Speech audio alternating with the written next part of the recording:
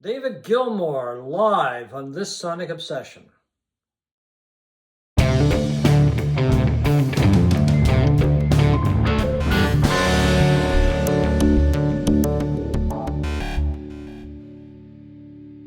Hi folks, I'm John Whidden. Right over there is Steve McLeod, and today on this Sonic Obsession we're going to talk about the Luck and Strange concerts by David Gilmour and band, and I emphasize band because in this case he's got a dynamite band, and in this case the band was an integral part of the shows we saw. My wife and I saw in London, and I think I can say the same for you, the show that you saw in New York City.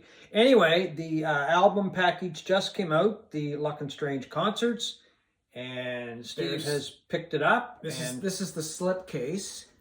It comes with 4 LPs, 2 gatefold double albums in this slipcase with a booklet and all of that. And it is just a fabulous package. And it is made up of live recordings throughout the tour, including the rehearsal production.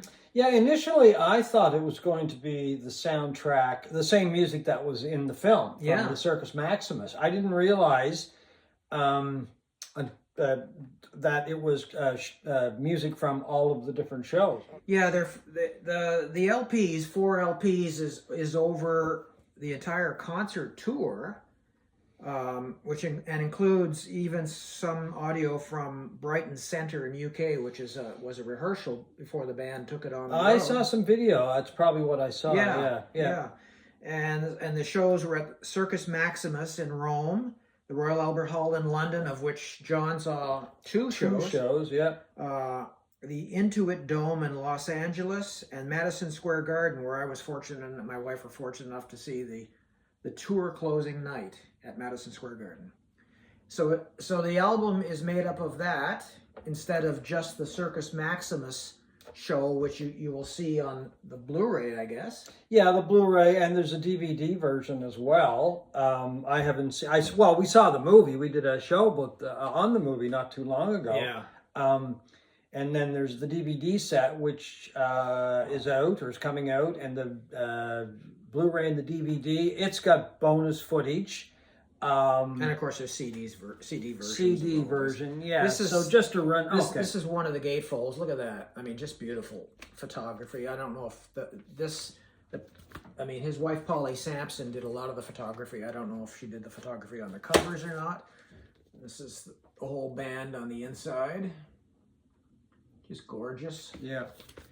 And the second one is right here, kind of the same, but a different color scheme.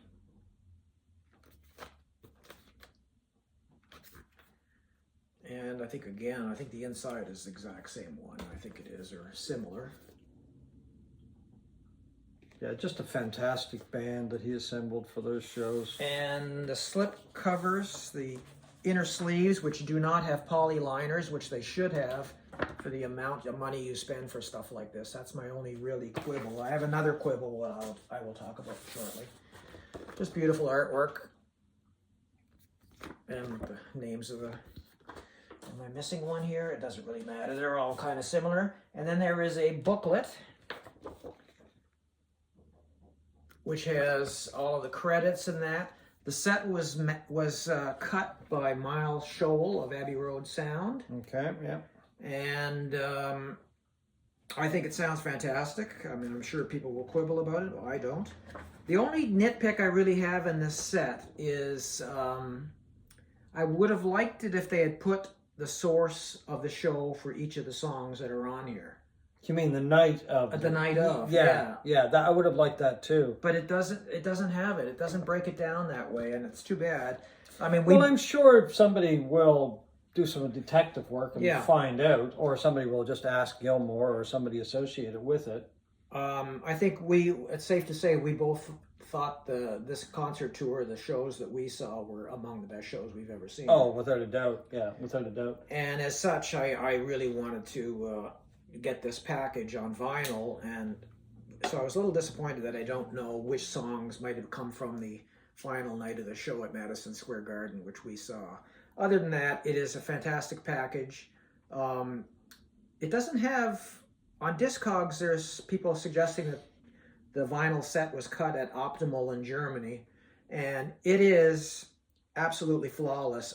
I do have, the first LP is a slight warp on it, which doesn't affect play, but in terms of pops and clicks, it was completely silent, which is a good thing to have on this tour, because a lot of Luck and Strange was fairly quiet music. Oh yeah, yeah. You know, there's not a lot of bombastic, loud guitar to cover the noise of pops. No, and clicks. but it was a full sound. It was a rich sound. Oh, I mean, it just filled the Royal Albert Hall with this wondrous music. I mean, it was beautiful. It was exhilarating. I mean, it was just incredible, and the light show that went along with it. I think this is a smart move by Gilmour and his associates to release the live package with tracks from the different shows, right? Mm-hmm. Because, as I said, initially I thought it was from Circus Maximus, and I don't know if I'm all that keen about buying just from that show. I would really like to get music from the shows that we attended. So this kind of sheds a different light on that. Yeah. So we'll see what happens. So you're going to have to get it, John. Yeah, I'm going to have to get it. Well, Christmas is coming. But I mean, the music itself is just, it's incredible. As I said, we've said a couple of times, we went to 2 shows. Musically, I couldn't tell the difference from one night to the other night. I mean, they were both just incredible. I would probably say the second night that we saw him was just a little bit better. Mm-hmm. And I think that might have to do with the seats. I'm not sure. I mean, and the first night we had incredible seats. Don't get me wrong, we had box seats, actually. We kind of stumbled onto them. But the second night we were, I don't know, being immersed into the crowd added a lot to the show. Right. And Royal Albert Hall crowds, they're not boisterous or anything like that. They're not loud and people weren't stepping all over you or anything. They're just a really appreciative crowd, right? Or crowds when we were there. So I think that might have had a little bit to do with the fact that I think it was a better show, but incredible shows. Yeah, the band was incredible and included his young daughter Romany, who sings background throughout, and well, they do a duet between 2 points. Yeah, she sings co-vocal, lead vocals on that. And plays harp. The Webb sisters, who previously toured with Leonard Cohen. If anybody's seen Leonard Cohen live, they played an integral part in his live shows. Guy Pratt on bass, who's played with not only Gilmour over the years, but he's played with Pink Floyd. So he's an integral part of that whole group. Adam Betts on drums and percussion. Louise Marshall is another backup singer. Greg Fillinganes. Yeah. On keyboards, piano, and vocals. And he's played with a lot of people over the years, most notably probably Eric Clapton, I guess. And this excellent young British guitarist by the name of Ben Worsley was fantastic throughout that as well, really complimenting Gilmour's incredible guitar playing throughout. Anyway, it's worthwhile package if you've been contemplating it. It's a nice historical package for John and I, because we actually saw at least one show on this tour, and I don't know about you, I would go back again in a second if he decides to tour again. He's kind of hinted that he may tour again, so I'm there in a heartbeat. I do encourage anybody who hasn't seen the movie, the live show from Circus Maximus, to go see it. If you can see it in IMAX, I would encourage you even more. We didn't see it in IMAX, unfortunately. It too is out on DVD or Blu-ray, so you can pick it up. But if you can see it in a theater, I mean, by all means, I would go see it, because the shows we saw were just incredible. I mean, Gilmour's a guy that, I don't know, he's pushing 80.